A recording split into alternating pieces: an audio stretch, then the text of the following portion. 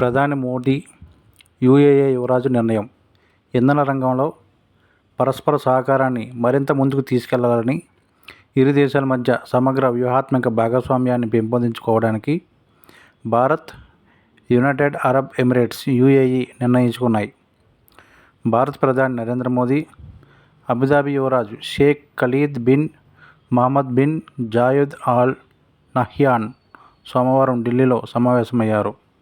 Bharat, UAE మధ్య సంబంధాలతో పాటు ఇరు దేశాలు ప్రయోజనాలతో ముడిపడి ఉన్న అంశాలపై విస్తృతంగా చర్చించారు.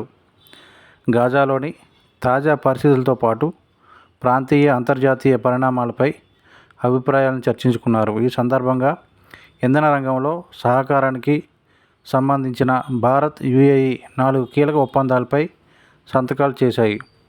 Abu Dhabi national oil company, Indian oil corporation limited, అండోక్ India strategy petroleum reserve limited మధ్య దీర్ఘకాలం ఇంధన సరఫరాకు ఒప్పందాలు కుదిరాయి. అలాగే అబుదాబిలోని బరాకా అణువిద్యుత్ కేంద్రం నిర్వహణ కోసం Emirates nuclear energy company, nuclear power corporation of India limited మధ్య మరో ఒప్పందం కుదిరింది.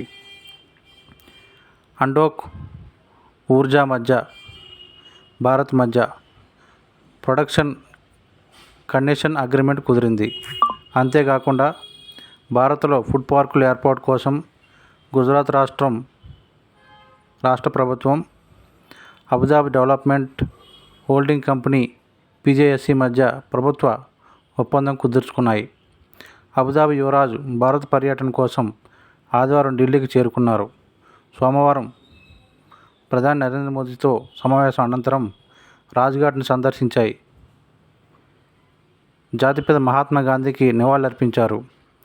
యువరాజు Sheikh Khalid bin Mohammed bin Zayed Al Nahyan రాష్ట్రపతి భవనంలో రాష్ట్రపతి ద్రౌపది ముర్ముతో భేటీ అయ్యారు.